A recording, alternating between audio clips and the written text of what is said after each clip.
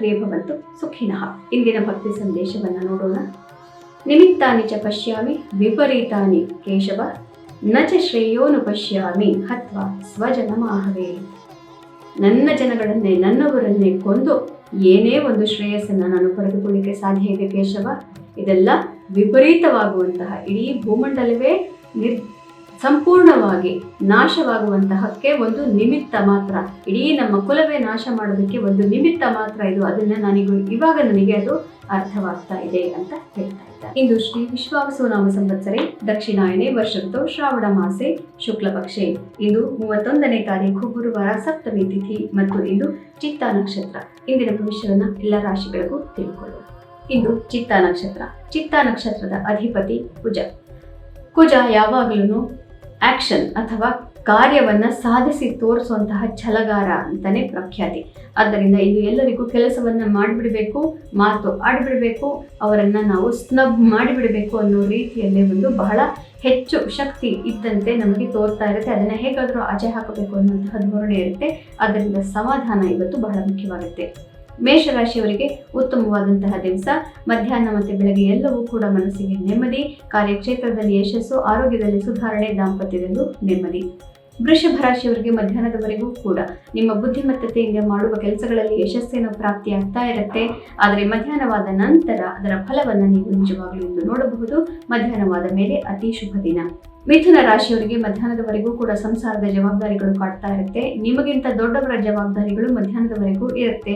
ನಿಮಗಿಂತ ಚಿಕ್ಕವರ ಜವಾಬ್ದಾರಿಗಳು ಮಧ್ಯಾಹ್ನವಾದ ನಂತರ ಇಂದು ನಿಮ್ಮನ್ನ ಕಾಡಬಹುದು.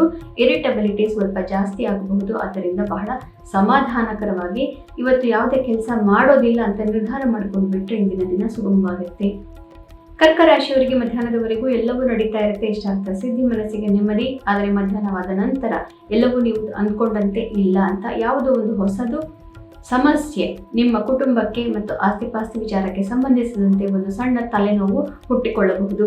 ಸಿಂಹರಾಶಿಯವರಿಗೆ ಮಧ್ಯಾಹ್ನದವರೆಗೂ ಕೂಡ ಸಂಸಾರದ ತಾಪತ್ರಯಗಳಲ್ಲಿ ಸ್ವಲ್ಪ ಕಿರಿಕಿರಿ, ಮನೆಯಲ್ಲಿ ಜಗಳಗಳು ಕೂಡ ನಡೆಯಬಹುದು, ಸಣ್ಣ ಪುಟ್ಟದು. ಆದರೆ ಮಧ್ಯಾಹ್ನವಾದ ನಂತರ ಯಾರೋ ಒಬ್ರು ಬರ್ತಾರೆ, ಅದರಿಂದ ನಿಮ್ಮ ಮನಸ್ಸು ತಿಳಿಯಾಗುತ್ತೆ. ಎಲ್ಲರೂ ಒಟ್ಟು ಸೇರಿ ಬಂಧುಗಳು ಅಥವಾ ಮಿತ್ರರು ಅವರೊಂದಿಗೆ ನೀವು ಸಂಜೆ ಆಚೆ ಹೋಗಿ ಎಲ್ಲರೂ ಶುಭವಾಗಿ ಸಮಯವನ್ನು ಕಳೆದು ಮನಸ್ಸಿಗೆ ನೆಮ್ಮದಿಯನ್ನು ಪಡ್ಕೊಳ್ತೀರಿ. ಕನ್ಯಾ ರಾಶಿಯವರಿಗೆ ಮಧ್ಯಾಹ್ನದವರೆಗೂ ಕೂಡ ಎಲ್ಲವೂ ಚೆನ್ನಾಗಿಯೇ ಇರುತ್ತೆ. ಬಹಳ ಕೆಲಸ, ಎನರ್ಜೆಟಿಕ್ ಆಗಿ ಕೆಲಸ ಮಾಡ್ತಾ ಇರ್ತೀರಾ. ಮಧ್ಯಾಹ್ನವಾದ ಮೇಲೆ ಇಷ್ಟೊಂದು ಕೆಲಸ ಯಾಕೆ ಮಾಡ್ತಾ ಇದೆಯಾ, ಇದು ಬೇಡದ ಕೆಲಸ ಇತ್ಯಾದಿ ನೀವು ಮನೆಯಲ್ಲಿ ಕಮೆಂಟ್ಗಳನ್ನು ಕೇಳಬಹುದು. ಬೇರೆಯವರಿಂದ ಕ್ರಿಟಿಸಿಸಮ್ ಬರಬಹುದು. ಹೆಚ್ಚು ತಲೆ ಕೆಡಿಸ್ಕೋಬೇಡಿ. 2 ದಿನಗಳ ತನಕ ಮಾತ್ರ ಇದು. ನಿಮಗೆ ಯಾರು ಕಾಮೆಂಟ್ ಮಾಡ್ತಾರೋ ಅವರ ಪ್ರಕೃತಿ ಇದು ಅಂತ ತಿಳ್ಕೊಂಡು ಸುಮ್ಮನಾಗಿಬಿಡಿ. ತುಲಾ ರಾಶಿಯವರಿಗೆ ಮಧ್ಯಾಹ್ನದವರೆಗೂ ಮನಸ್ಸಿಗೆ ಕ್ಲೇಶ, ಬಹಳನೇ ಹಿಂಸೆ ಆಗ್ತಾ ಇರುತ್ತೆ. ನೀವು ಹಿಂದಿನ 2 ದಿನಗಳಲ್ಲಿ ಜಗಳ ಕೂಡ ಆಡಿರಬಹುದು ಕೆಲವರೊಡನೆ. ಈಗ ಅದಕ್ಕೆಲ್ಲದಕ್ಕೂ ಸ್ವಲ್ಪ ತೆರೆ ಬೀಳುತ್ತೆ. ಮನಸ್ಸಿಗೆ ಸ್ವಲ್ಪ ಶಾಂತಿ ಏನೋ ಬರುತ್ತೆ. ತಕ್ಷಣ ಹೋಗಿ ಏನೋ ಒಂದು ದೊಡ್ಡದು ನಾನು ಮಾಡಿಬಿಡ್ತೇನೆ, ಎಲ್ಲ ಪ್ರಾಬ್ಲಮ್ ಸಾಲ್ವ್ ಆಗೋಯ್ತಲ್ಲ ಅನ್ನೋಂತಹ ಶಕ್ತಿ ಕಾಣುತ್ತೆ. ಅದನ್ನ ಮಾಡಬೇಡಿ. ಸ್ವಲ್ಪ ಗಂಭೀರವಾಗಿರೋದು ಬಹಳ ಒಳ್ಳೆಯದು. ವೃಶ್ಚಿಕ ರಾಶಿಯವರಿಗೆ ಮಧ್ಯಾಹ್ನದವರೆಗೂ ನೀವು ಹೇಳಿದಂತೆ ನಡೀತಾ ಇರುತ್ತೆ ದಿನ. ಮಧ್ಯಾಹ್ನ ಕಳೆದ ನಂತರ ಸ್ವಲ್ಪ ಮನಸ್ಸಿಗೆ ಕ್ಲೇಶ, ಮಿತ್ರರೆಲ್ಲ ಹಿಮ್ಮೆಟ್ತಾರೆ. ಮುಖ್ಯವಾದಂತಹ ಯಾರ್ದೋ ಒಬ್ರ ಜೊತೆಗೆ ಸ್ವಲ್ಪ ಮನಸ್ತಾಪ ಕೂಡ ಆಗಬಹುದು. ಮನಸ್ಸಿಗೆ ಕ್ಲೇಶ, ದುಃಖ ಆಗಬಹುದು. ಆದ್ದರಿಂದ ಮಧ್ಯಾಹ್ನದ ನಂತರ ಮುಖ್ಯ ನಿರ್ಧಾರ ಮಾತು ಯಾವುದು ಬೇಡ, ಯಾವುದು ಮುಖ್ಯ ಇಮೇಲ್ ಇತ್ಯಾದಿಗಳನ್ನು ಕಳಿಸಬೇಡಿ. ಧನು ರಾಶಿಯವರಿಗೆ ಬೆಳಗ್ಗೆಯಿಂದನೂ ಕೂಡ ಒಳ್ಳೆಯ ದಿನ. ಮಧ್ಯಾಹ್ನವಾದ ಮೇಲೆ ಇನ್ನೂ ಹೆಚ್ಚು ಒಳ್ಳೆಯದಾಗುತ್ತೆ.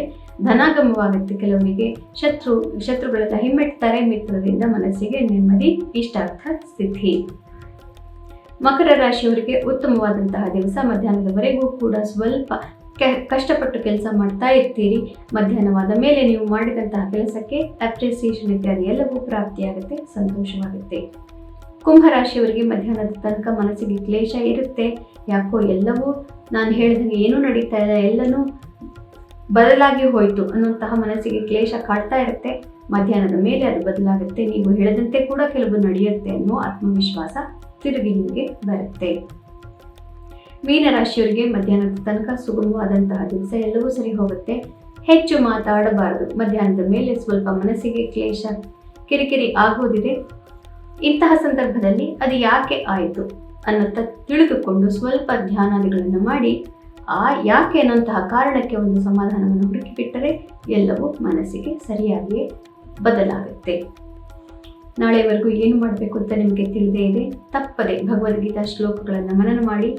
ಗೀತಾ ಶ್ಲೋಕಗಳನ್ನು ಮನನ ಮಾಡೋರಿಗೆ ಈ ಜನ್ಮದ್ದೇ ಅಲ್ಲ, ಜನ್ಮಾಂತರದ ಪಾಪಗಳೂ ಕೂಡ ಬಾಧಿಸೋದಿಲ್ಲ. ಈ ರೀತಿ ಕೃಷ್ಣ ಸಾಕ್ಷಾತ್ ಹೇಳಿರ್ತಾನೆ. ಆದ್ದರಿಂದ ಎಲ್ಲರೂ ಕೂಡ ಗೀತಾ ಪಠಣವನ್ನು ಮಾಡೋಣ. ಎಲ್ಲರಿಗೂ ಶುಭಮಸ್ತು.